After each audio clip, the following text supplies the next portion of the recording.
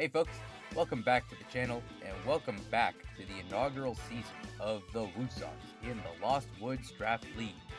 If you're wondering why my voice is kind of bassy, I have COVID, and I just woke up. So yeah, double whammy right there, but I got my my honey milk. We'll get the loud, energetic Muhammad back soon enough. Sorry, let me take a sip. This week, we are up against the Toronto Toeds up north. They've also had a bit of a rough season. At this point, we're out of playoff contention. They are, I guess, mathematically not eliminated, but I mean, when you're saying that. So yeah, we're playing this season out, and we still have fun tech to show off. There is still a lot of cool stuff cooked up for this week. Obviously, this team is scary. You see those top 3, 4, 5, 6, 7 Pokemon on that roster. All terrifying, from Volk all the way down to Ceruledge. Dusclops, Toxapex, Charjabug, Sudowoodo, nothing to sneeze at either. So we've had a lot to prep for, but I think we've got some really interesting stuff lined up for them. So without further ado, let's get into this match. Ah, that burns. Ah, wow, that's hot. No pressure. We're just playing for pride. That's Hydreigon. Toxapex appears this week. That's annoying. Hydreigon, Toxapex, Porygon Z, Ceruledge, Charjabug, Dusclops.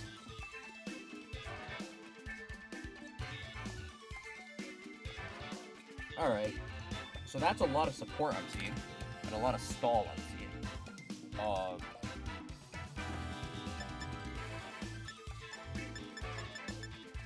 Does spamming rocks off rip work? Kind of. I think Shiftry works off rip. I see no reason for Shiftry to not work off rip.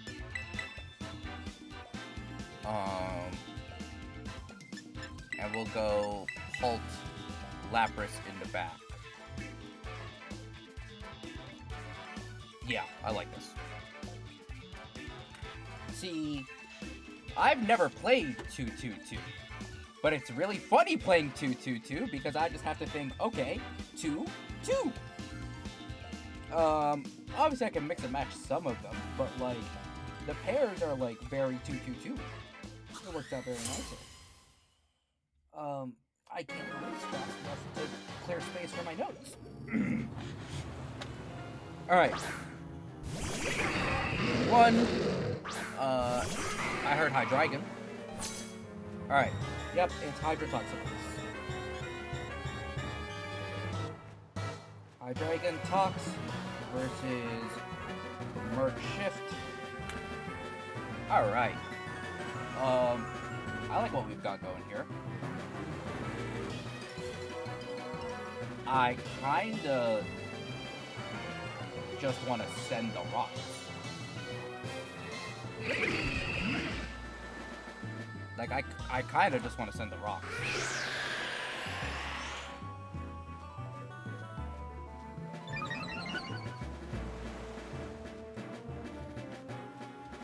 Who'd I miss? Aww.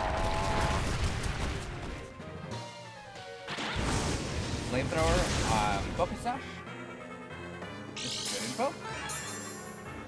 The Hydreigon is Flamethrower.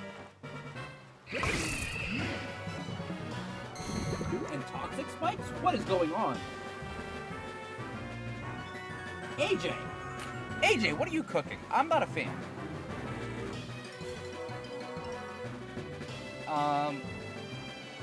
Okay. Sir, please flinch.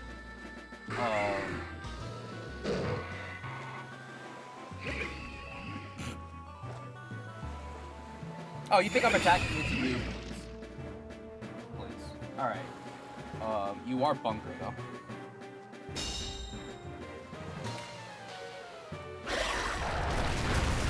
That's good damage. That lands. That's great damage. That's a crit.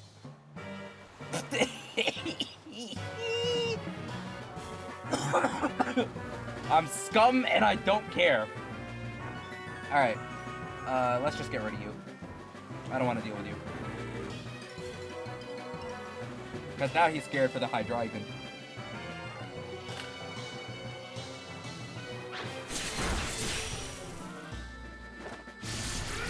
I don't want to deal with you. Oh my god, that thing is a tank. Yeah, fine. Alright.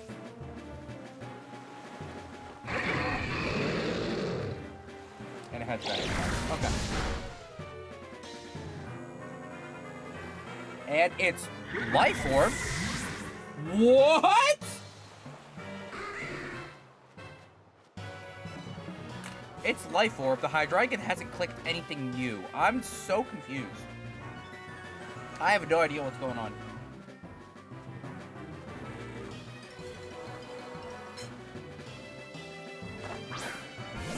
Sorry, my napkin coaster is sticking to my mug, which is over there.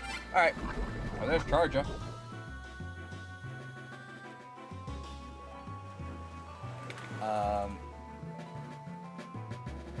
I guess it's time to click, I guess it's time, I will click Quash in case you are Scarf.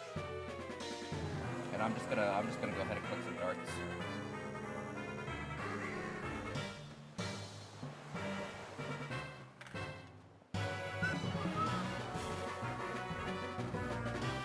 It sucks because I'm not learning anything more about this Hydreigon, but...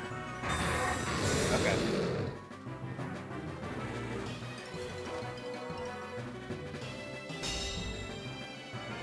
Alright, Hydreigon does have Protect, and it's not Choice. That's decent damage on the Charge Bolt.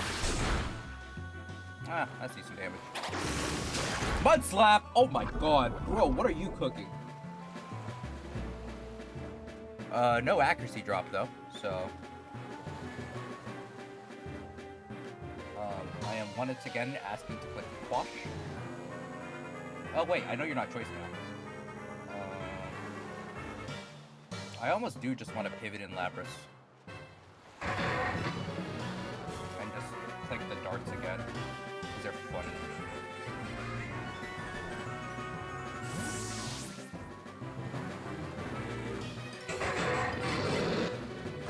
I'm not gonna lie, half the reason I went Dragon Darts over Dragon Claw is because I don't want to think about Protect.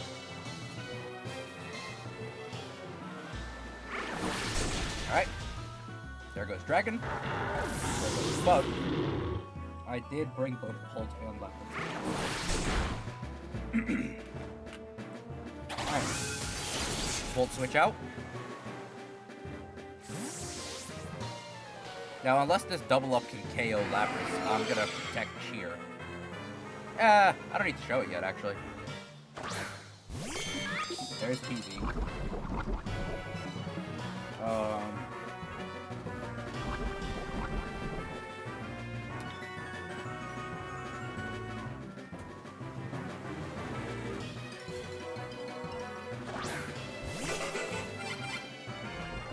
Alright. This is where we click Cheer plus Protect.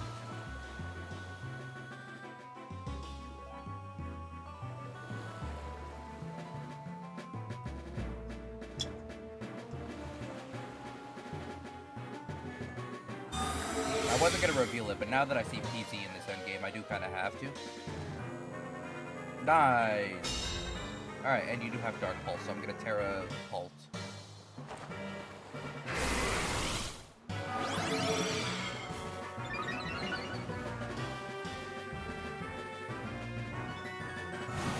Pulse. It gets Skitter Smack. What does that do? Lower special attack? Cool, alright.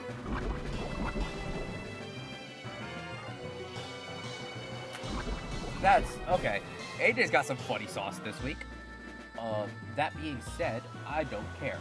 I'm gonna click Muddy Water, I'm gonna Terra Dragon, and I'm just gonna start clicking these darts.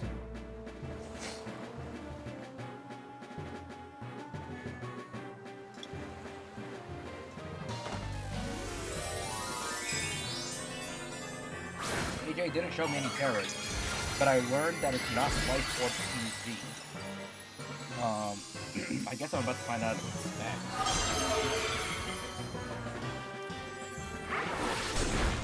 Oh, that does great damage.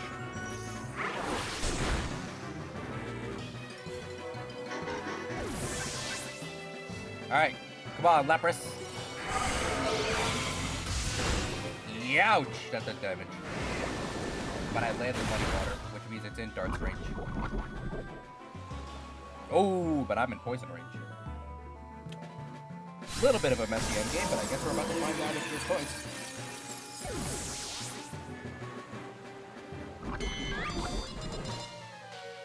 Damn, Toxapex picked up a KO on Dragapult.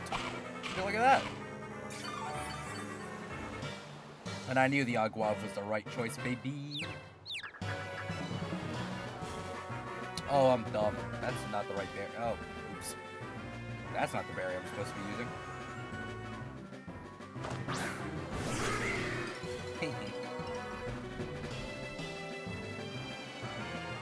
Alright. Alluring Voice. Air Slash. Air Slash picks up. Okay, cool. Look at Murkrow getting KOs! Alright. So we learned some pretty weird stuff. That PZ might be Specs, it might not be. That Hydreigon is not choice locked. Interesting. We learned some interesting stuff in game 1 here. I do want to bring Hitmonchan up. I think CC is very important. I think Mimikyu is also pretty cool. Right? What's my Mimikyu set again? Not me forgetting what I chefed up for this week. Oh, right. Right, this is what I chefed up for this week. Which is, like, pretty cool stuff. So, yeah, turn 1, Sword Stance CC. Feels pretty cool into pretty much any lead here.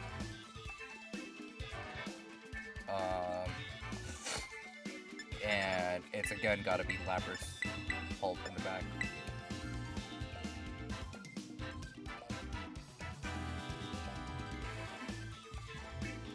We love some good old-fashioned 2-2-2!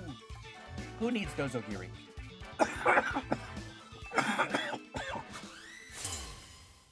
I might have to edit out that cough. That was disgusting.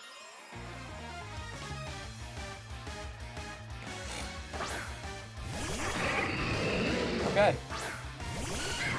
Game 2. Once again, Hydropex. And it's H-Top Mimic. Alright. So, give me a good reason to not just go boom plus boom. Right now.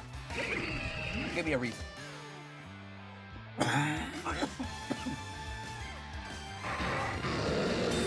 That's probably it.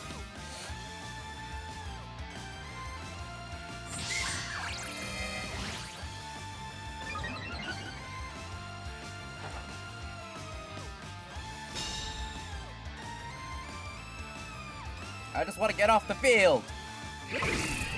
Toxapex, let me off the field, please!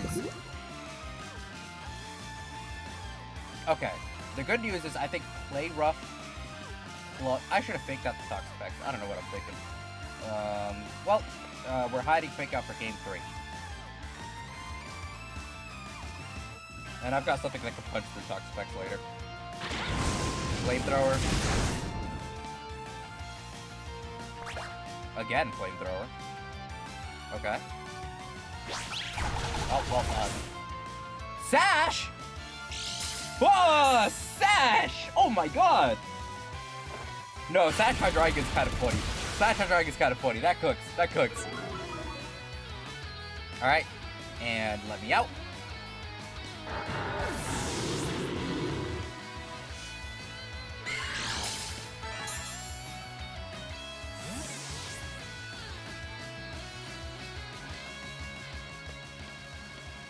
And we're gonna go Lapras.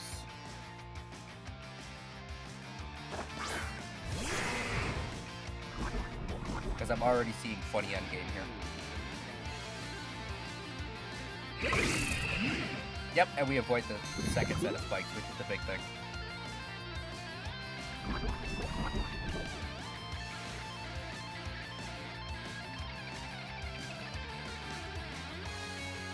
Yeah, wow. The spikes are annoying for sure. That's... I don't like that. That's PZ. Alright. Now, this is where we hit the funny. This is where we hit the funny Terra and Protect play.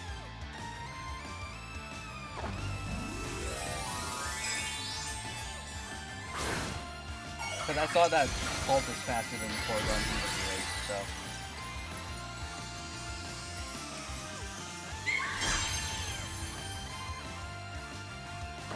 Oh, and you Terra Porygon Z? Oh, no. Oh, you Terra Top. Okay. Terra Poison. Okay. I guess we're about to find out a move.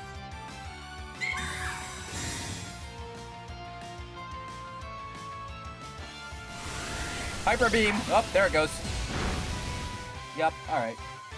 This is definitely spicy.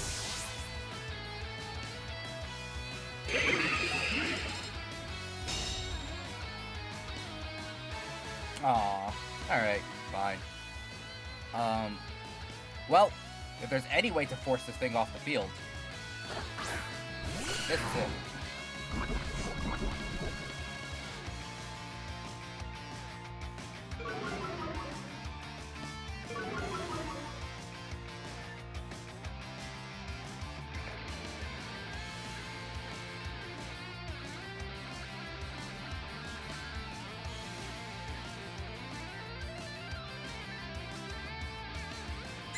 Yeah, coaching plus, I'm gonna click.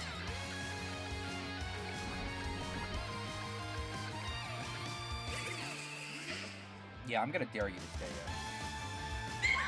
Actually, no, if I'm gonna dare you to stay in, I click close combat.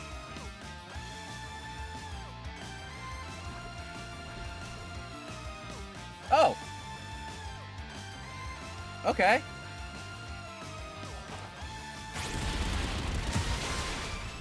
Okay. Sure. I'm glad I covered my bases there. I was like, AJ has to switch. Apparently not. Alright. And it's Haze.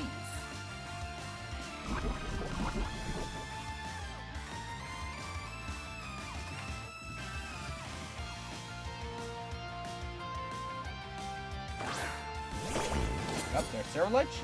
Okay.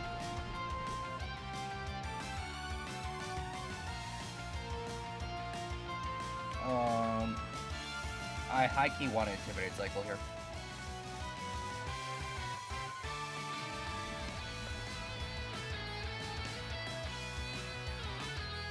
And we'll do a little speed check.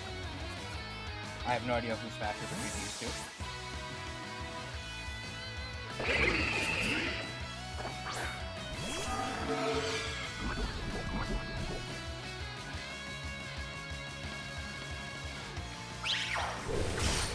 Faster.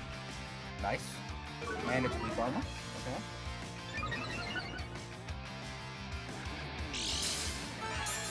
And it's policy. Okay. Poltergeist. Knocks out Mimikyu for sure. Yeah.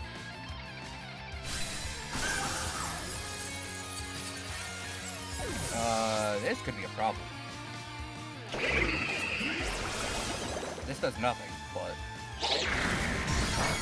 Oh my god, that does so much. It's a crit. Okay.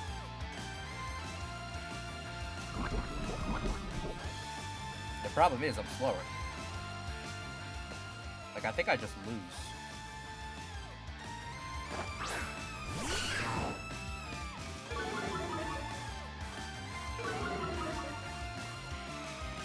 I should have just protected. Nah, it's fine. Oh wait, I don't lose. I don't lose because my tech is good. And I'll just click Fake Out into this slot.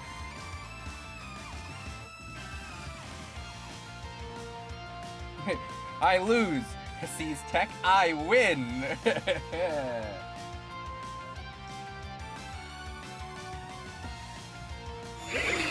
Alright. Baneful Bunker. There's nothing you can do to me at this point that really hurts me.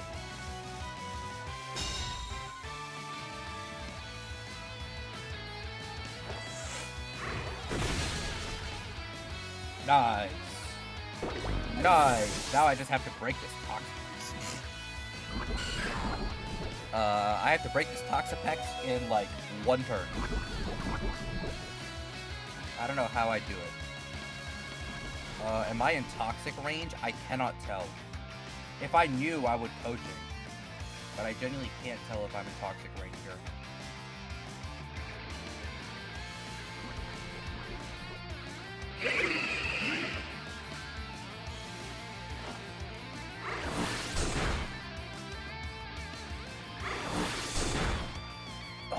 Oh boy.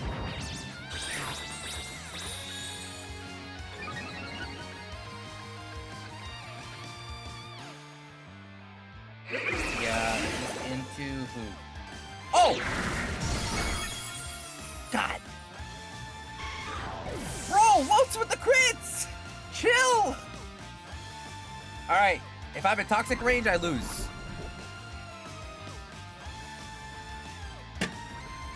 Wait, this is just Baneful Bunker. Ah, GG's.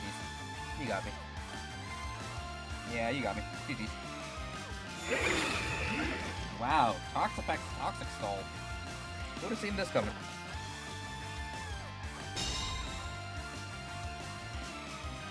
Because now I just dropped the Toxic. Damn. Well, so that's game 3.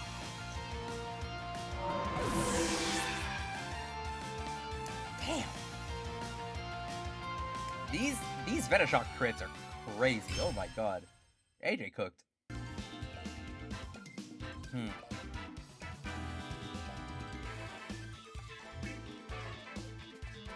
Dusclops still has not come. Because Toxapex just been, like, goated. I'm almost tempted to just leave these two off rip. Just so I can clear the Toxapex turn 2.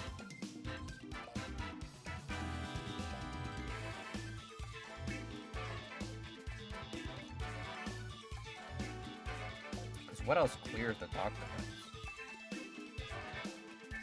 Like, it's really just the Pulse setup that clears the Toxapex.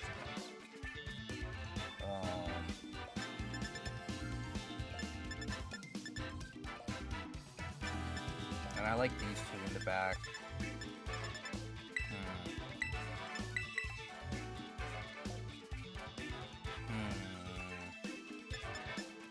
There's also something to be said for just flinching the thing. And it took a lot from Air Slash, actually. It took a surprising amount from Air Slash. I think we go back to the game 1-4. Yeah. Am I gonna regret not bringing Mimikyu? We're about to find out. I have Muddy Water in the back for Ceruledge, it's fine. I have a dragon. I'm okay. Oh, wait. I have Terra Poison. I have Terra Poison. Duh. Alright, and it's Dusclops. Ceruledge.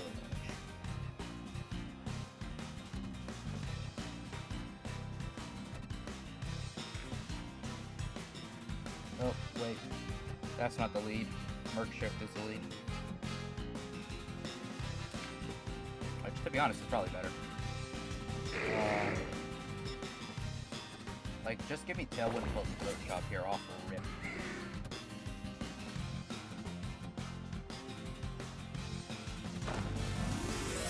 Who's the Terra? Is it Ceruledge? It is Ceruledge. Why wouldn't it be? Terra Fairy. Cool.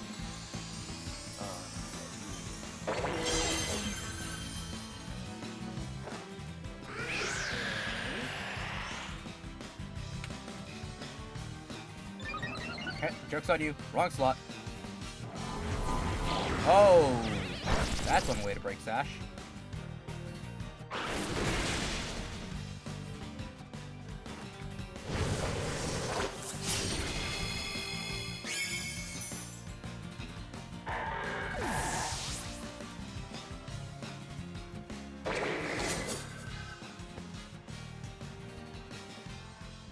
Alright, but also we don't need auto crits.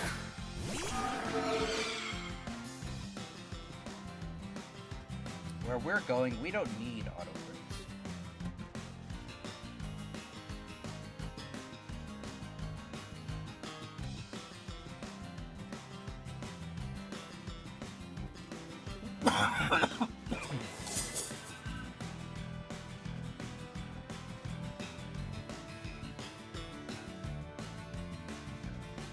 I'm surprised that AJ saw Terra Poison Dragapult. Oh, sweet. Perfect. Alright. This works. Pops.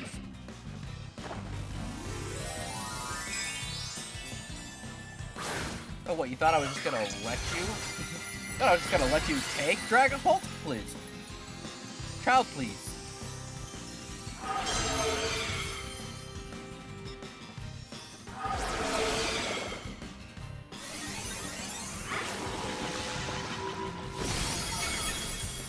Oh, yeah, I'm not taking any chances with these KOs. Oh my god. Oh my god, that was disgusting damage. That was disgusting damage. Oh, lord. Oh, yeah. Wow. So, like, the last time I clicked Air Slash, it was, like, exactly in range. That's absurd.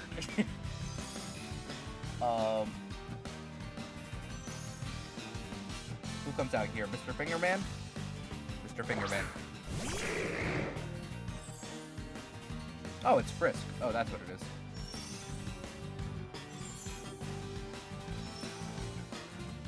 Alright, well...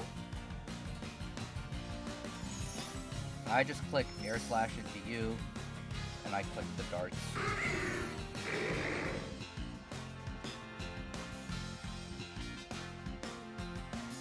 Like, I don't actually need the crits. Wow, that did nothing. That did embarrassingly little damage. Big flinch? Nope. Bro, Life Orb is crazy tech. Life Orb is actually crazy tech. I'm actually, like, so impressed.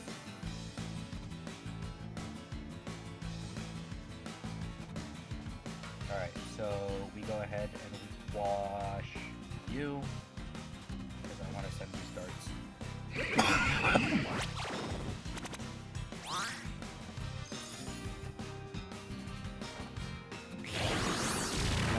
Murkrow, I'm not too mad. That's great damage right there. That's a KO. And now, if this is Better Shock into Murkrow, it is Lapras in the back. Cool. Alright. I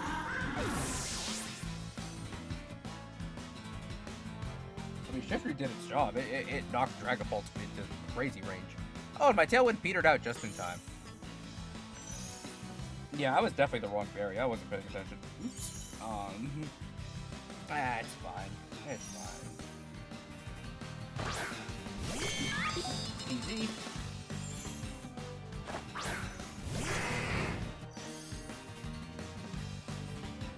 Alright. Here's where I actually go Muddy Water plus Protect. We start playing the RNG.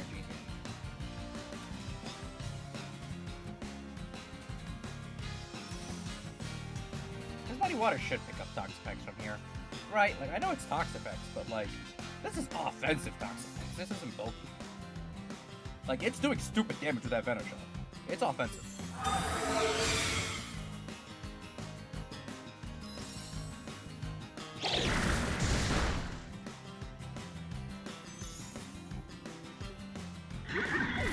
Oh, right, it just KOs itself. Yeah, it hits. Give me an accuracy drop. Aww. Oh, and perfect. It clicked Hyper Beam. Alright, sweet. Thank you. I'll click Cheer. And I'll click Darts. Whee! It's still a 50-50 chance on each dart to crit, I think. I think that's how the math works. Oh my god, wait! It doesn't take the charging turn. Oh my god! Oh! No! No, I thought that took the charging turn. Oh my god, I'm so sorry, AJ. Wow, we stole that game. Oh my lord. That's absurd. I should have clicked the muddy water anyways to fish for the accuracy drop to make that happen. But oh my lord, what a set. What a set. What tech? Oh my god. Let's get out of here. I want to talk to AJ. Dude, what a set. Oh my god. I was not expecting Toxapex to pop off, dude. So today, after I got home from work, I'm like, okay, I really need to like finish out this team, and I want to keep it simple. And I just drafted Toxapex, and it feels good here. Like I kind of just need to avoid Metagross, and it feels really good. So I want to try something. So here, I could send you my paste with EVs if you want to see, because I don't really mind at this point. Yeah, go for it, dude. Yeah. Let me see if I can pull up. Paste this and back. Yeah. Honestly, making this team was very fun, and this is like, it's so simple, but it kind of just works really well. Yeah. Yeah, I want to see this. Did I see every? You ended up seeing most of the tech. I wasn't sure what the last move on the Hitmontop was. I was like, I was paranoid about if it had Faint in our second game. Yeah. If Toxapex was anywhere on my radar, I think I probably would have teched Faint on. But I was just like, okay, AJ just picked up Toxapex, but I mean, it's Toxapex. What's he gonna do? Toxic Stall me? No! Life Orb, Terra Poison, Venoshock. Dear God. Yep. So, if you or anyone watching doesn't know how Merciless works, if the target is poisoned, every single attack crits from Toxapex. Ah, that's what it is. Okay. And so I decided, well, if I can either have 1 or 2 stacks of Toxic Spikes, doesn't even matter which one, and I get base 130 Venoshock that always crits, like, with I'm gonna take that. Yeah, even if I have, what's the special attack stat? Base 53, that's still gonna do damage. Yeah, because I mean, at that point, the multipliers are doing the talking. Yeah, like, even, I'm sure the Murkrow is, yeah, like, it's actually decently bulky, but it's not Eviolite or anything, but unboosted, it about 50%. Yeah, something like that. Yeah, it did like just under 50% to Murkrow without it being poisoned. It wasn't Eviolite, but still, like, that's good damage. Yeah, so I went into it thinking, like, I kind of want this to play, like, I want to make it seem like it's full support, but then as soon as there's that poison, just, like, beat the shit out of whatever I can. Yup. And that is kind of what happened in game 2. I know the Mimikyu was a little difficult to get around, but as soon as I had that, I'm like, I can just kind of do big damage here.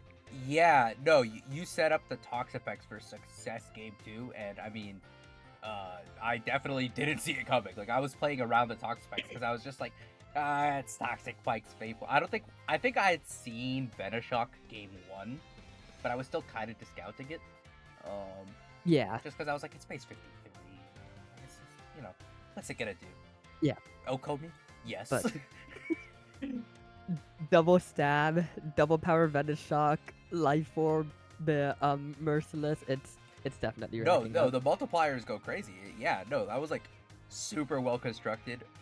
Game 2, the other thing about the Toxapex too was the haze. The haze was really good tech because that gave you an in with Ceruledge in that second game.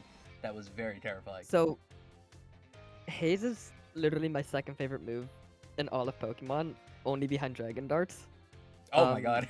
Because it's just like such an interesting move to really think about. It's usually used like offensively to remove other, or sorry, defensively to remove other like stat raises, but you can also use it to like lower your own drops, which I don't have any of really here, but I just think it's a really cool move overall. And then I kind of realized that on your team, nothing can really, as long as I just max out HP, I don't really have to invest in defenses on Toxapex because nothing on your team can really take it out without crits or stat buffs, which you had quite a lot of on this team. Yeah. So I was like, I don't really have a fourth move to put. I have ways to poison, I have ways to abuse poison, and I can kind of just throw on a water move, but like it's not going to be nearly as strong without any multipliers besides basic stab. Yeah. So I'm like, Haze kind of just fits here. It really helps against like weakness policy, metagross, or I wasn't expecting Swords Dance Mimikyu, but I was expecting Wind Rider. I can't speak English. Yeah, you good. And so like seeing the dragon tier, I kind of realized game one, like I can't show off Haze because I know it doesn't work on crit buffs because of how much I've abused that. Yeah. But it was definitely a really fun set, and just drafting Toxapex, I'm honestly very proud of how it did. It was definitely the MVP of the week. Instant impact, which you know you love to see. The Subaru's coming. Yeah. No, I was like, all right, just pick it up. It's not gonna show up. No, it does in a big way. I will say, I did feel a little scummy bringing auto crit Dragapult against you because, you know, you've run auto crit Hydreigon I think multiple weeks. I think I've seen auto crit like more times than not on Pokemon that can use it. Yeah. Draft League, and I'm a big contributor to that. Yeah, because I mean, like, it's just effective. It just works, you know. Yeah, absolutely. Yeah, I will say the funny thing with this team was I was like, I know I want to bring auto crit because it's funny, and I know I want to bring. It is very funny. Yeah, and I want to bring Wind Rider stuff because I was like, you know, I was a little concerned about things like Volcarona, things like Gyarados, and I was like, things like Charjabug too, and I was like, hold on, Shiftry gets Rock Slide. I could just abuse that if they come on lead. Yep. And then I realized I was kind of just building 2-2-2. I don't know how I made 2-2-2 out of my roster, but I did. It's incredibly funny. It made team preview easy. Yeah, it's very effective. Yeah. But yeah, like we got to see all that fun tech. Charjabug definitely did its job of sit there and let others do damage. So the reason I drafted Charjabug in the first place, I just kind of want to rant about this because I talked about it quickly when I did one of these with Alex, but I didn't really get to use Charjabug in that set. I calced an AV Charjabug, not even Eviolite, just AV, in Reg G, to tank both a Glacial Lance and a +2 Astral Barrage, because I thought it was really funny. Not even Eviolite? And so that's where it eats Glacial Lance? Just AV. Yeah. Why? It has like 125 defense. You don't need to invest much in it. That's absurd. Oh my god, I love this little bug. It's such a funny mod, and I thought like if I could just put this beside Calyrex and make every single person hate me, I'm going to do it. Yeah. And so then I decided if I can put it beside Hyper Beam Porygon Z, people will also hate me. Yeah. Was it you played Keon week 1, right? Yeah, I did. Yeah. Was Charjabug on the field for that Porygon Z Hyper Beam or not? I don't remember. I don't think it was. No, Electros just sucks. Yeah. I didn't bring Charjabug at all to that. Yeah. No. I will say, like, the second I saw Porygon Z like click Dark Pulse a second time, I was like, okay, this is Specs. One of my mons is being deleted at some point in this set. And to be honest, I think what Hyper Beam is what 90%. It might be 95. Oh, It's 90. You're right. it's 90. Okay. I was gonna say if it's 95, I feel especially bad because you kind of had that end game locked. Because okay, I knew if you just muddy watered like two times, even if Dragapult went down, I likely lost that because of the recharge turn. Yeah. And Good. so I saw the Dragon Cheer, and I'm like, I don't think I can lose this now. Because Yeah. Freakum's going No. to end, and I'm going to be faster. Then I saw the move just like take a while to load up, and I'm like, yeah, that's definitely how I lose. Yeah. I forgot my mechanics. I thought, oh, you clicked Hyper Beam into Protect. You must recharge. No, it's when you do damage. That's when you recharge. Yeah. Honestly, that's a fair thing to forget. Yeah, no. It would not be me playing a draft set if I didn't forget something stupid. But yeah, no, that was that game 3 altogether was what even happened in that game 3? Because that moment at the end kind of took it away. Oh right, the Sarah Ledge terror in that game. That's what it was. I thought my Cerulege was actually going to survive it. I mean, Dragapult's very strong, and it was a Terra Poison Terra Blast, but after seeing the Shadow Claw and seeing like how much health I had, I still had around 50. I'm like, I can probably take like another move. I know Dragapult's sizably stronger, Oh yeah. but Mimikyu like, has I like was just no thinking, like, attack stat. Like it needs to run Sword Stance to do any sort of damage. it's like, is it? It's just around 100, right? It's Uh, either 90 or 110. it's lower than that, I thought. Is it? Mimikyu. Oh no, it's 90. Yeah. Mimikyu's 90. Dragapult is 120. And I think Yeah, that. And Terra Blast is stronger than Shadow Claw. That Terra Blast it does is- make a lot. Yeah, Terra Blast stronger than Shadow Claw. Oh, they both had the same investment, so I just both had them hit the last bump. So Oh, nice. Yeah. In hindsight, I was like, I could probably protect, but I feel like if I take a hit, Terra Blast is killing Murkrow, and then the Cerula just kind of like, it's forced into that position. And I even said to myself when I saw the Terra, I'm like, I know it's poison. It doesn't have Terra Blast. There's no way it has Terra Blast. yeah, you forget how bad Dragapult's coverage moves are. Like Loki and Gen 9, Dragapult has to run Terra Blast because it just gets no other coverage. I don't know why I didn't expect it. I think it's because I saw that you had Sucker Punch and you were Terra Poison. I just kind of had it in my mind like, it's not Banded, it's not like Scarf or anything. There's no way it's AV. Like, Yeah, I think by that don't point you'd see already why you frisked do- the scope lens anyways at some point. Or I maybe it think was so. after that turn that you frisked it. I think it was the turn after, but like I knew in my head, I'm like, I know for a fact that this thing is not, like I know it's not choice locked. I know it's not AV. Man, so I was like, what was I going to say? I was just saying to myself the whole time, like I don't think Terra Blast is likely because I know if I build Dragapult, I'm definitely putting Protect on there. If I have Sucker Punch, I'll usually run a supportive move like Wisp or Thunder Wave, but then Phantom Force is also definitely good at breaking barriers. Yeah.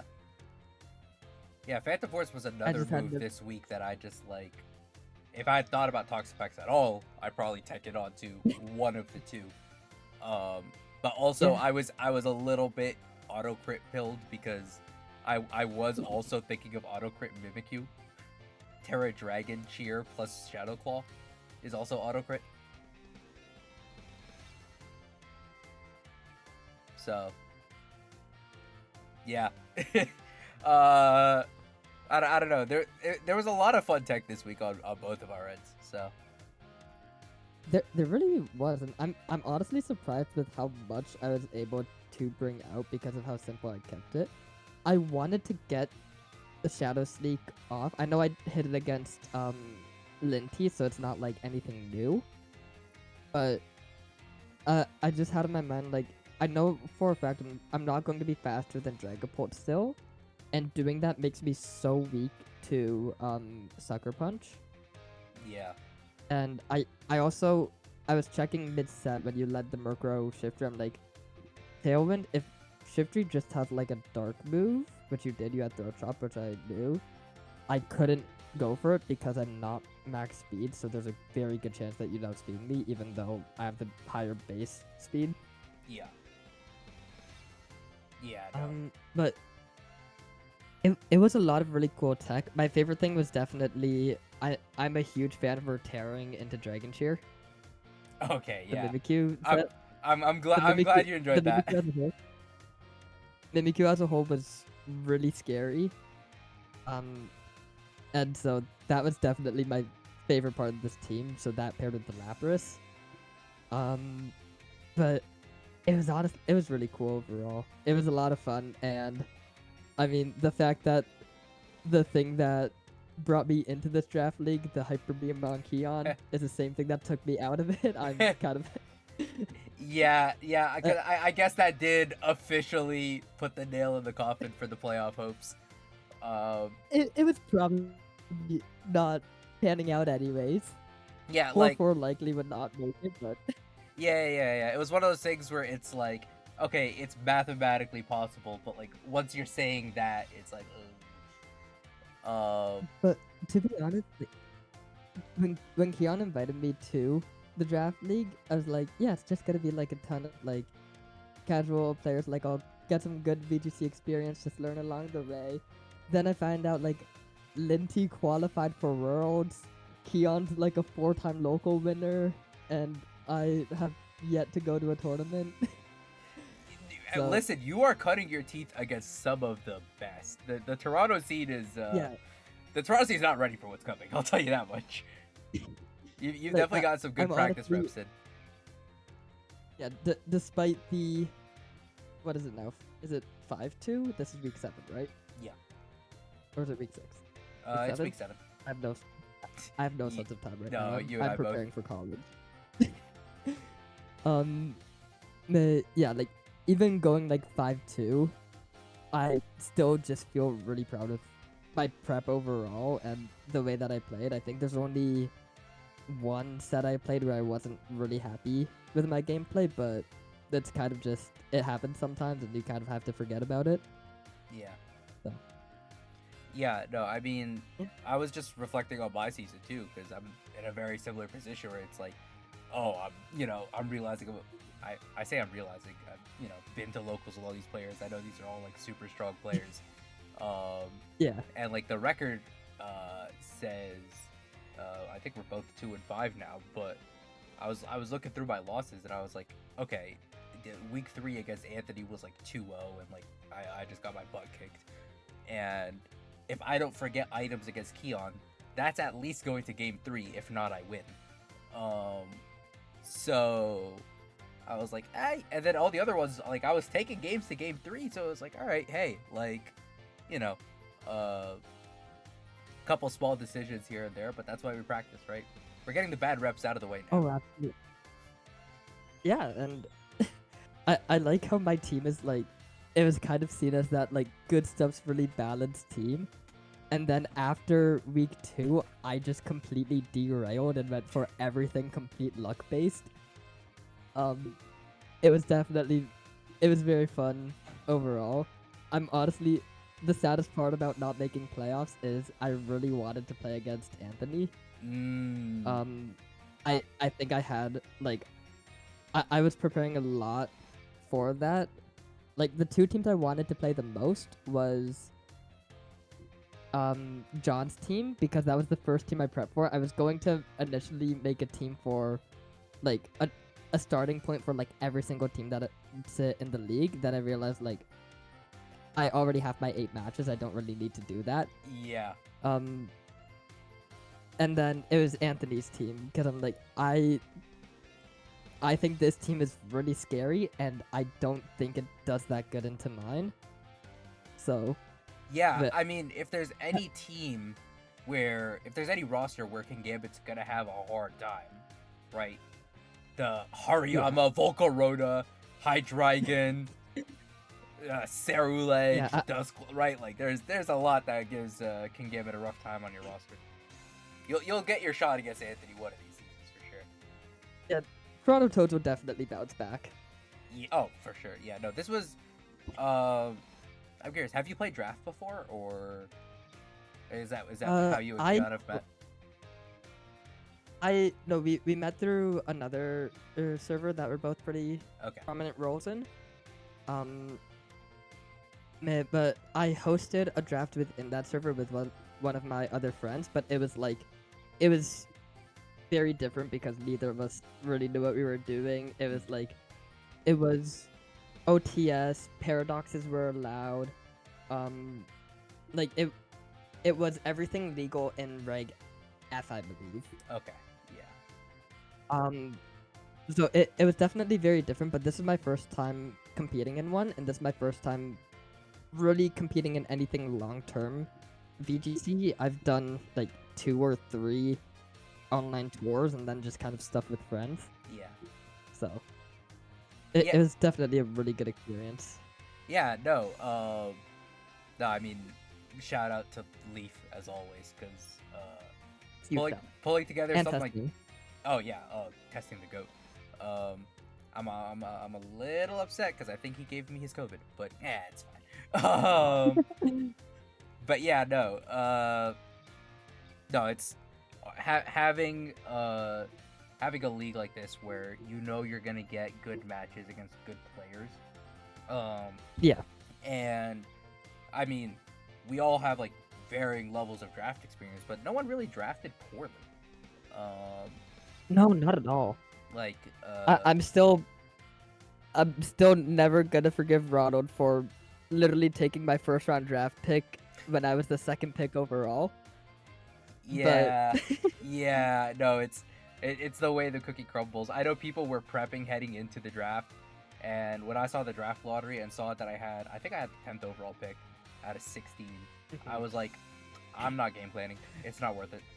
I'm in the middle of every round. All of my picks will be sniped. I'm just gonna figure it out as I go. I had 3 main plans, and it was either use what I'm most comfortable with, which is a Moongus, use what I think should have been worth more points, which is what I drafted, Volcarona, and I did not use it well, and it still had presence somehow, even though no, I don't know if it got a single KO. Hey, you still have one more week. True. Chargebug has more KOs than it right now, though. Okay, I need to ask. There was a week where Chargebug was 3-0 in a game? Oh yeah, the bug week. Yeah, but when I was playing Chris, the first game was completely dominated by his Vivian. Oh my and then God. The second game, I did so much damage, but then he got a turn or two like really correct, and it completely swung the course of the battle.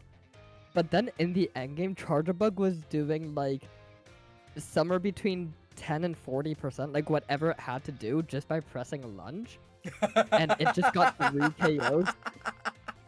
Oh my God, that's beautiful. Because lunge is like 50 base power, isn't it? Lunge is 80. Oh no, lunge is 80. It's 80, and I'm thinking of pounds. Sorry, I'm thinking of pounds. Yeah. But no, that's amazing.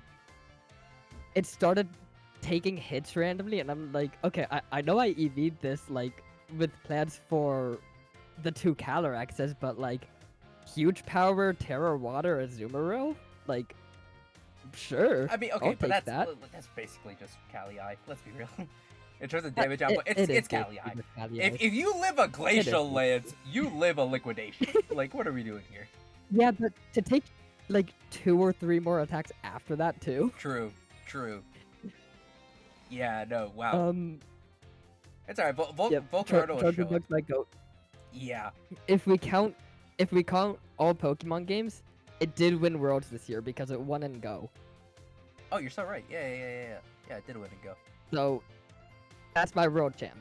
Yeah, there he is. Put him up on the trophy. If I didn't draft Volcarona, I was gunning for Palafin Murkrow because Palafin's like one of my favorite Pokemon. And then I saw like all of them get drafted within the first 2 rounds, and I'm like, yeah, probably just gotta like balance it out with auto crit Hydreigon. Yeah, I mean, Sylveon is fantastic. It's like one of the only fairies in this format, really. So Yeah, that's the main reason I looked at it. I had a friend say like Sylveon really goes crazy, and I think the 2 mons that I feel like I really just didn't bring out the full power of were the Volcarona and Sylveon. So if I can find a way to redeem those in my last week, I will, and I hope whoever I'm playing is not listening to this. Please prepare for Sudowoodo. Please. See, normally I cut If stuff you are like listening. that out, but now it has to stay in. Nope. Sudowoodo's my goat. Oh, dude. I will say, this week, I was a little bit more concerned about the Sudowoodo than the Toxapex. So, just because I was, like, again, like, what, you see Toxapex and you just think stall. Like, I know at some point during the set, I was just like, what abilities does Toxapex get? I don't know, and I never bothered to look it up. And I'm going to tell you right now, 4 hours ago, that Toxapex was stall. Oh my god, of course. I mean, it's the first thing you gravitate towards, and then you see Merciless, and you're just like, oh, I can milk I this. saw Regenerated, and I'm like, that's what it yeah, gets. it was exactly that. I'm like, it has such low attacking stats, but like, I recently climbed like, I think I hit top 500 on Best of 1 ladder with Choice Band Rampardos. Ooh, And that one sucked. Love it, dude. The one time I played Little Cup with the New England folks, I brought Sheer Force Life Orb Cranidos. And the damage calcs for that thing were just yes. Yeah, like, it was great. So like Choice Band Rampardos, dear God. So the team only had 4 Pokemon on it, so you knew what I was bringing every time. Yep. And I was still able to just, like, part of it's definitely best of 1. Like, if you prepare wrong, you're kind of just fucked. But, yeah, exactly. like, I realized, like, if I can get top 500 with something that, like, it's not threatening because you know I have to bring it, and Rillaboom is everywhere, then, like, I might just be able to make 53 special attack work. No, yeah, exactly. Like, and the cool thing about Draft is it gets you looking in the builder in a very different way than you normally would. And I never thought I was going to use Whirlpool Gyarados. Exactly, right? And it's like, part of it is, like, you're constrained to this roster of Pokemon, and you're only focused on countering this roster of Pokemon. But even then, just the value of, like, really having to dig in the builder and think of these unorthodox ways to use these Pokemon, where they're still effective, but it's not, like, the first way you would think. It's so cool. Yeah. Like, it's definitely made me a better builder for sure. To the point now where it's like, okay, my team building feels good enough to play at the level I want to. I just choke games. I'm the exact same. The draft has made me so much more confident in my team building to the point that I can post really stupid stuff in my Discord servers, and if someone tries to say like, yeah, that's stupid as shit, I'm like, yeah, I know, but it works. Yeah, it's like, all right, here are the replays. Yeah, I can make it work. I made like triple pledge work with throat spray. I love pledge moves. There's a reason I love pledge moves. Dude, I did my best finish ever in a GC was me just playing pledge moves in the last GC of last season. I love that. Dude, pledge moves are great. I'm definitely, if we have any global, we absolutely have to have some global challenges in Reg H. I'm definitely running pledge moves again, dude. Because it's so effective. All right, favorite pledge move effect. There's one correct answer.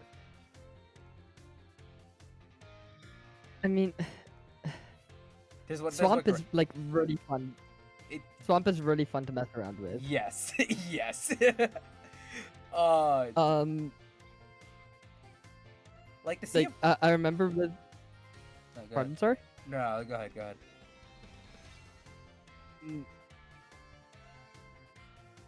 I remember with the team that I made.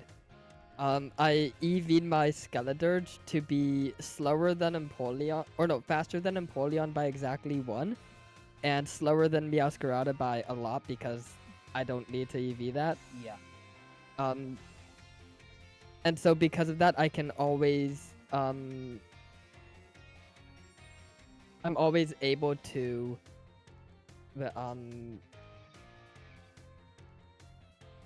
sorry, I'm trying to think of like, what I was always able to guarantee that Skeledirge was the one doing the big damage. Yep, because you have the Throat Spray activation, so it's always the one clicking the pledge move.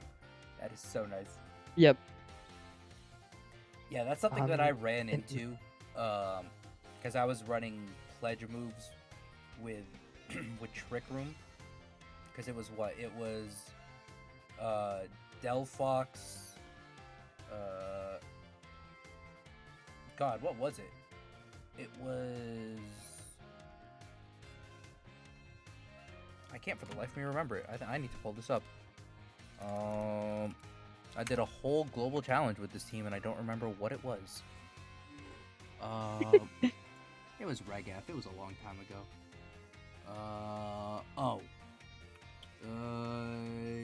Yeah, this is it. It was Swampert and Decidueye. That's what it was. Because I was like, I want to use Decidueye. And this was the one way I could make it work. But I just ran into a lot of situations where it was like, oh, hold on, now this is coming off of Swampert's special attack. This is gross. This is doing nothing. The flip side is, I mean, whenever it was coming off of Swampert's special attack, like, all right, cool, it's doing no damage. But now I have the swamp set up, so I'm chilling. Yep. Yep. It is that easy sometimes. Yeah. And then I kind of just slapped Regidrago on as an insurance policy. Yep. That's how it goes. Yeah. Because the pledge moves are funny, and then sometimes you just need big damage to just clean up or save you. Yeah, I could honestly talk about pledge forever. They are so funny. The pledge moves are great. And yeah, now that I'm thinking about it, if there's any chance to like take pledge moves to an event and do well, this is it. Right? This is the reg. Like, we haven't had this low of a power level since the start of Scarlet Violet. So, like, it's the first time we haven't seen paradoxes since February of 2023. It's the first time the paradox has been illegal since then.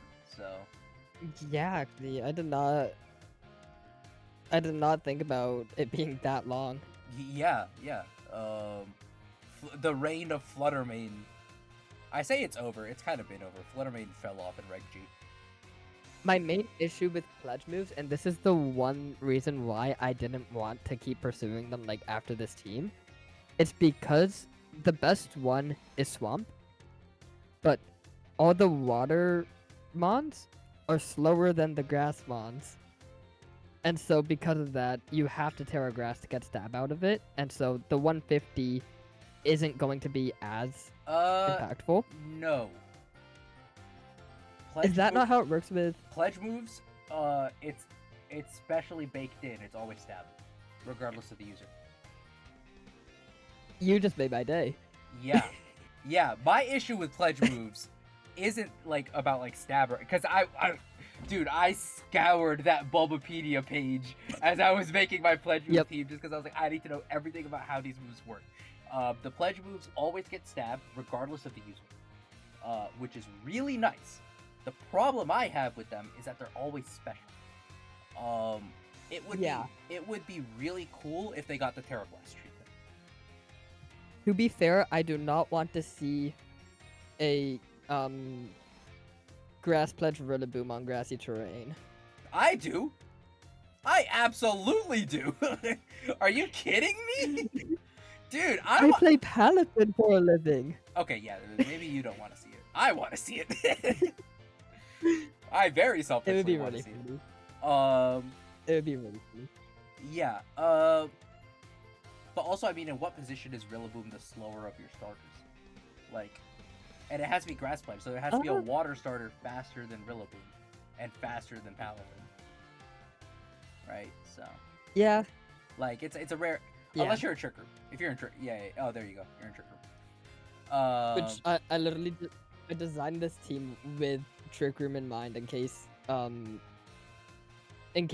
Indeedee was leading. I'm like, I still want Skeledurge to be the stronger of the two.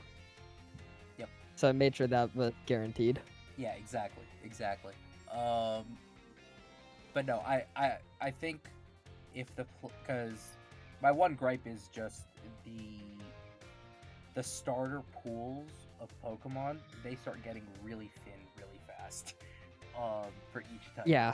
So, but like none of them are objectively bad. The problem is when you need pledge move users, they gotta be special attackers. Yeah, right. It's such a hard restriction. Yeah, and like I've used. Okay, I get weird with my Incineroar. I've used one with Burning Jealousy before. I've used one with Snarl before. I mean, Snarl's a lot more standard. Yeah, Snarl's not really crazy, but Burning Jealousy is definitely Burning Jealousy is funny because did you know on the first turn or any switch-ins after a turn ends, if you activate like Defiant or Competitive, that's active for that whole turn. Oh yeah. Yeah. So for first turn of the battle, Burning Jealousy will always burn and annihilate, for example. Yeah, which is insane tech. I love it.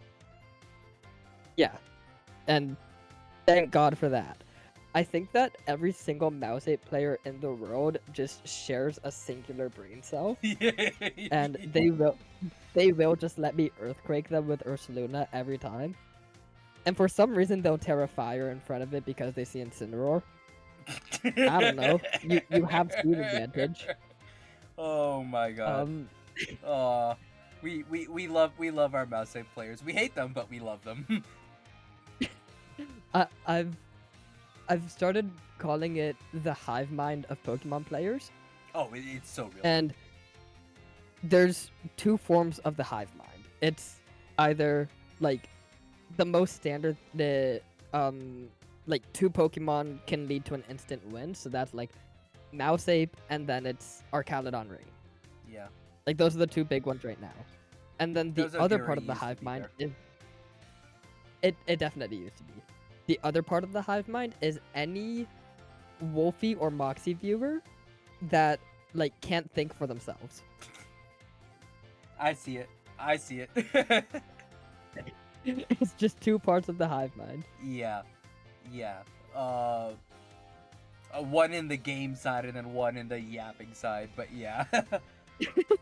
No, it absolutely exists. I have the world camp difference. Dude, it's so good.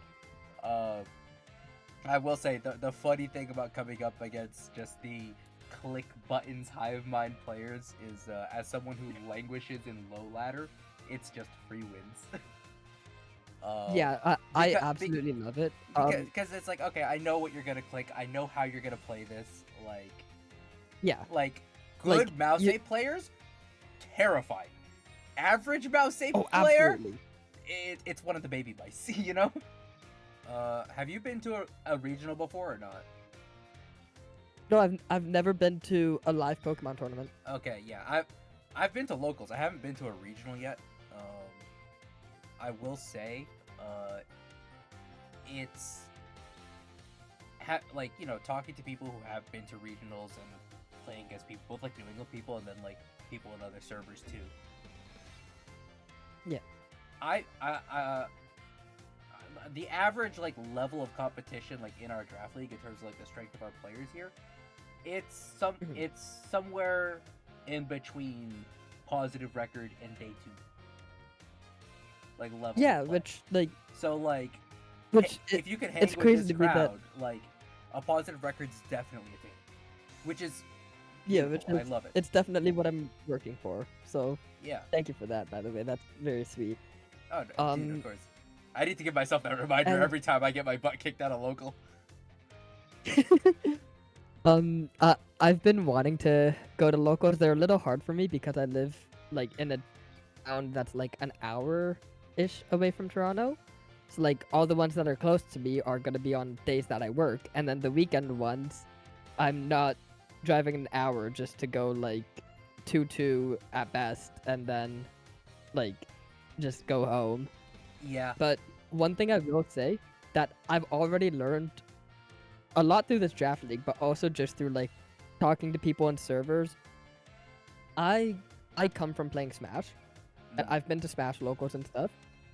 When it comes to like the people I meet and the way that I'm able to interact with people, it's quite literally like just as fun and so much less socially awkward.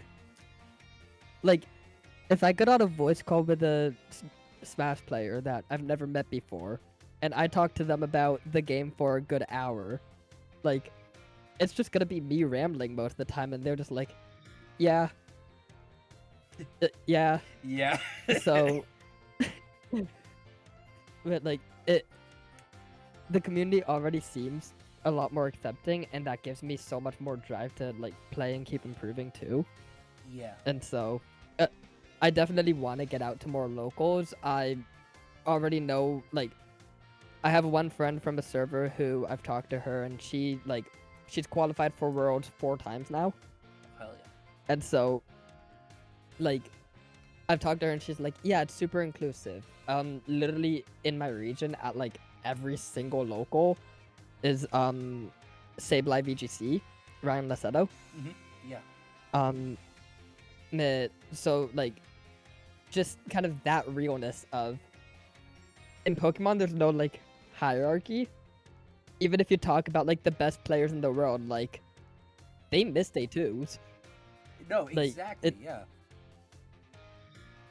I look at like Joseph Ugarte and I think like this guy can win a regional and go 3-3 on 2 separate days, and like we're still gonna call him one of the best players.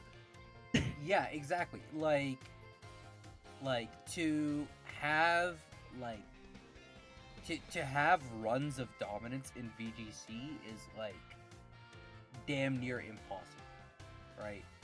Yeah, which like even you look at Wolf, the season he had was insane.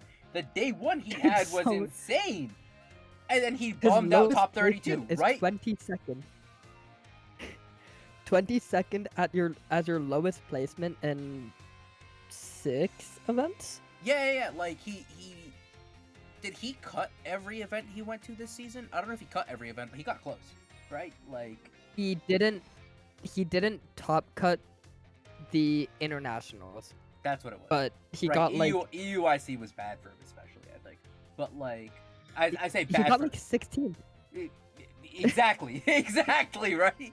Like, and like bad subjectively. And what does he do? He hops on a plane and wins Orlando, right? Like, but like those runs of dominance are like just like absurd, right? And even then, like those players regress to the mean, right? So yeah, and so like my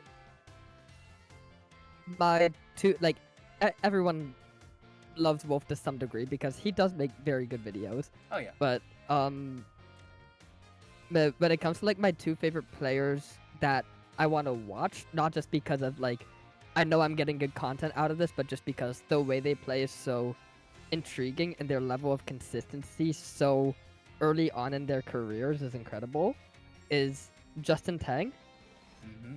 and Michael Kelch. Dude, I love And seeing that guy's Kelch's team. insane. Oh my god. Kelch's team building is just on a different level. He sticks with the same team throughout a full format, and just nobody adapts to it because he just is the better player. No, that's the thing. Like, I mean, yeah, like, game for game, he's like one of the best players in the world for sure. Like, you don't consistently hit top of the Ranbats ladder unless your fundamentals are insane. Oh, so Right? my friend and I, we were checking during his world matches. At the time that he was playing in the semifinals at Worlds, he was both number 3 and number 5 on the Ranbats ladder. He was probably like keeping that rating up like in between rounds. Like, let's be real. Like, he It's was so he funny. was de-stressing from the world championships by reaching the top of the Ranbats ladder. Like, that was probably how he was doing it. Absolutely How do you insane. How do you get top 4 in back-to-back Worlds in your first 2 seasons, and during the World Championships, you are playing Ranbats on 2 separate accounts to keep it at the top? Yeah, no, it's so good. It's so good. He's definitely one of one. And Justin Tang's also incredible too. Yeah, he won like 2 of the 3 regional, like 2 of his first 3 regionals. Something like that, yeah.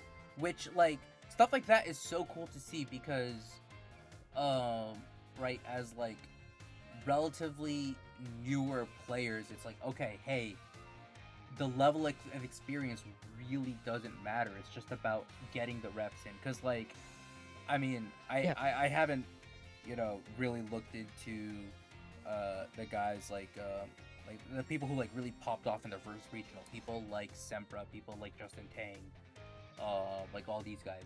But like, Yeah, I'm love sure Sempra too, by the way. Hmm? Oh, Sempra's also sick, and he's twice stand too, so yeah, no, love that guy. yeah, no, awesome. But like, no, like all these guys, like I'm sure, like before they pull up to their first regional, right? Like, you know, they were getting their reps in for VGC, like on Showdown and Limitless tours, right? Like, you know, Yeah, it's really just about the level of preparation and the level of practice that you're getting, right? So like, even for people like us who, like, you know, we've never been to a regional before, right? Knowing that we have all this practice, right? Whether it be from locals, whether it be from Limitless tours, whether it be from ladder, right? Like, it helps. Yeah. Right? Because, Like, you know, you're like, yeah, you're walking in and like you've never, like, even if like you manage to not go to a local this whole fall, which you should, drive the hour, it's worth it. But, yeah. I'm commuting to Toronto every day for school now, so definitely gonna have chances too. Yeah, no, exactly. But you know, even if you don't go to an in-person event at all until Toronto regionals, like, you know, you could still walk in, and yeah, it's gonna be like a little different to navigate. But once you sit down at the table, you're just playing Pokemon, right? And you've played this Yeah. game a bunch, so And I have similar experiences with like Smash. Like, I know it's definitely like sizably larger, but like I know what it's like to be in a venue and have to simultaneously like figure out where to go, figure out your responsibilities, but then just sit down and play your game. yeah, Like, that experience will translate too, for sure. Yeah. And for I think the locals, biggest it's like, yeah, the biggest difference I would say is just, you know, size. well, not size per se, like playing a set of Pokemon against someone in person versus Mhm. playing a set even like on the Switch online. Like, you already know, playing a Yeah. set on the Switch versus playing a set on Showdown, very different. Playing a Oh, set, absolutely. playing like best of one on cart versus playing a best of 3 set in a Limitless tour, very different. Playing a best of Extremely. playing a best of 3 set in a Limitless tour versus playing a best of 3 set in person, it is like great. That's it's the closest, but it's still different, right? Yeah. Like, you know, there's a little bit of like, okay, I'm sitting across from this person, right? So there's a level of like body language and stuff there if you want to read into that, or if you don't want to read into that. There's, you know,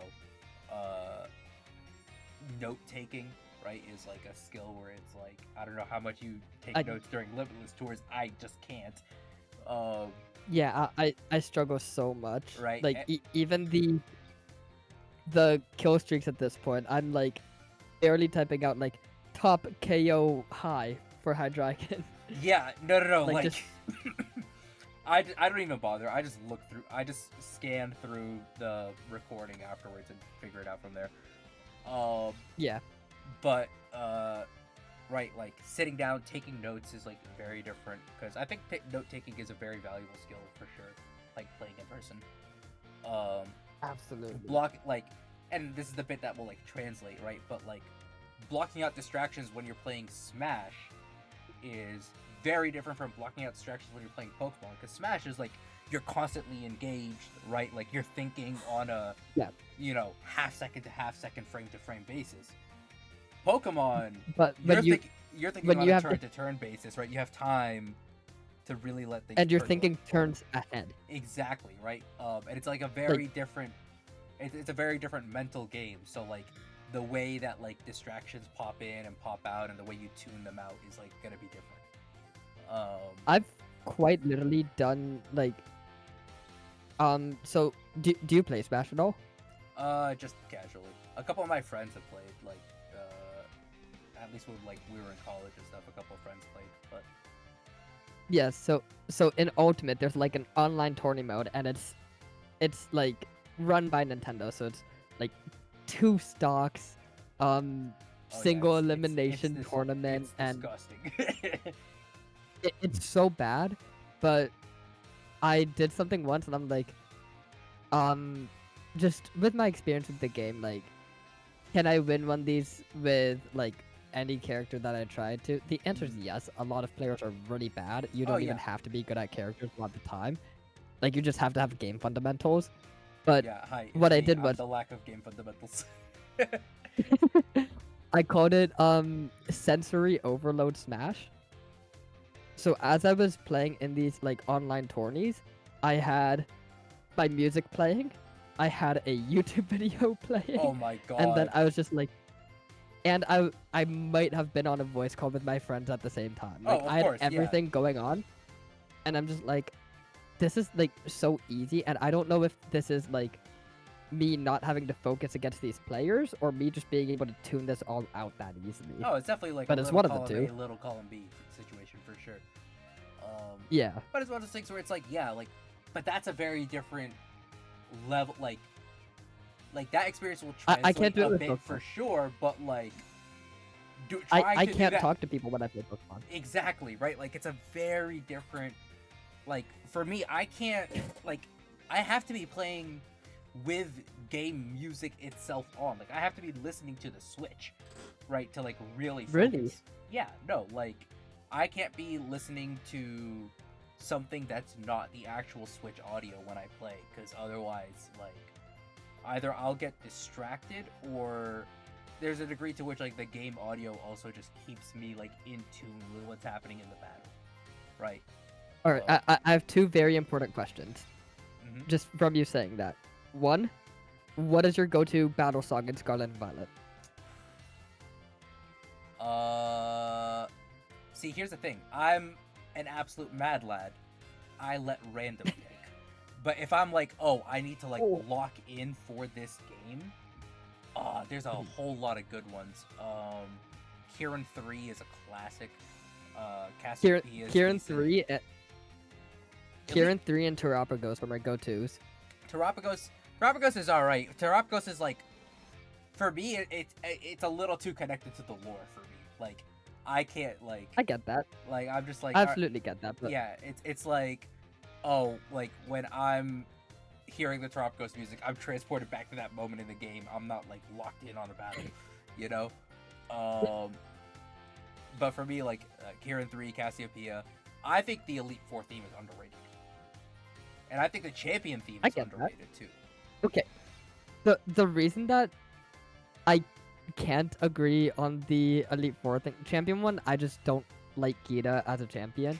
But that's we can agree to disagree. That's valid.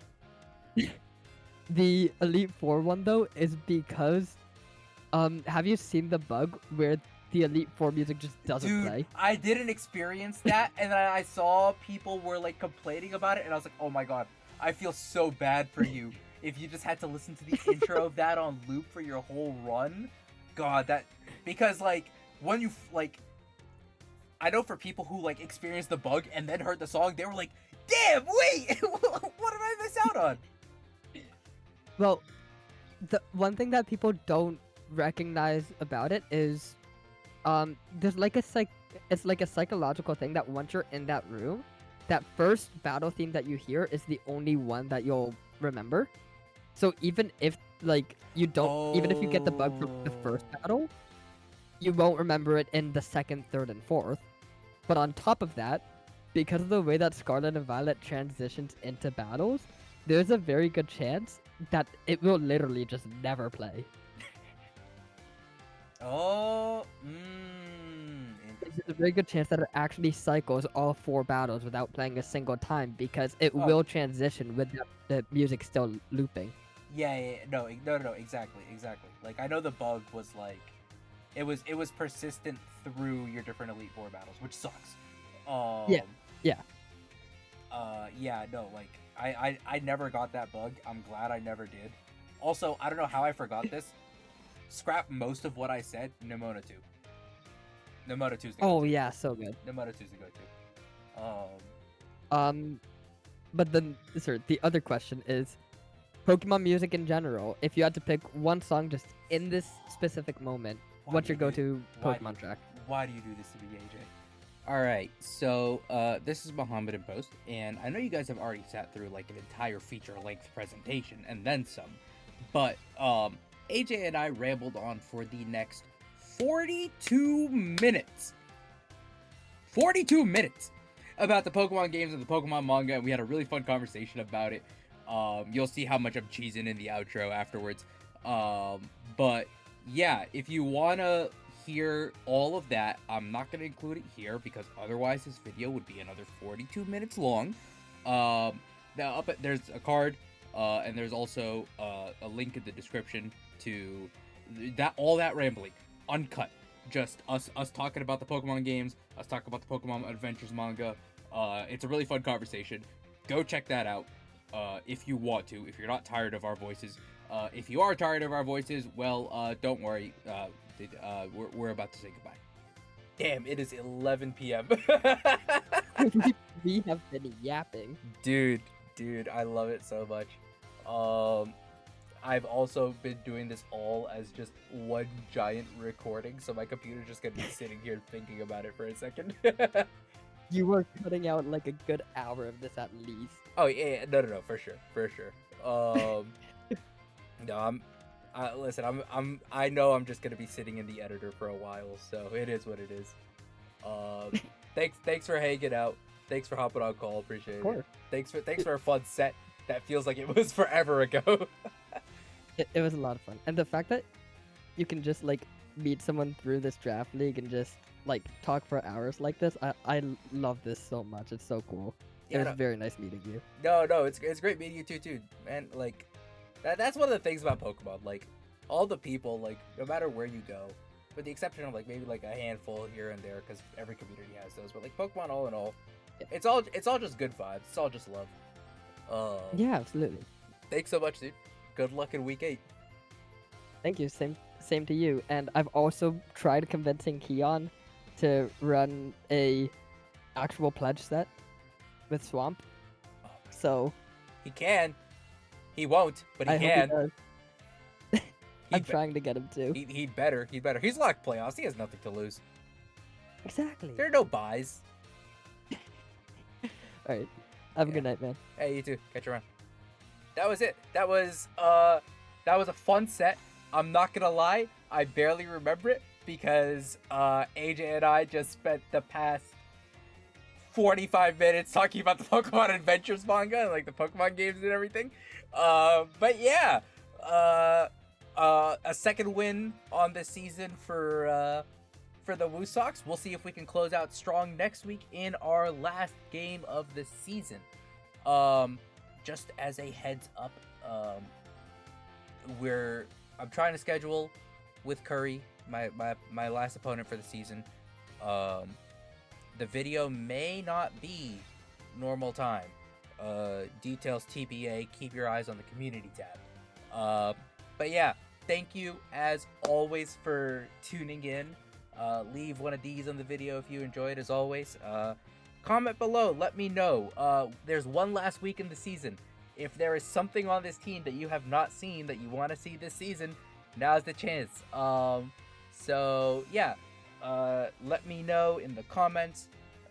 Leave a like on the video. Thank you as always for watching, and until next time, folks, take care.